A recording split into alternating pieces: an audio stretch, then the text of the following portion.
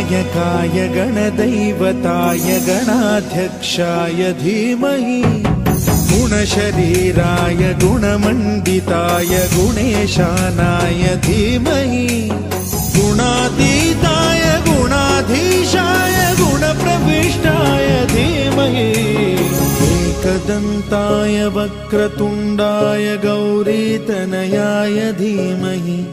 गजेशानाय भालचन्द्राय श्रीगणेशाय धीमहि एकदन्ताय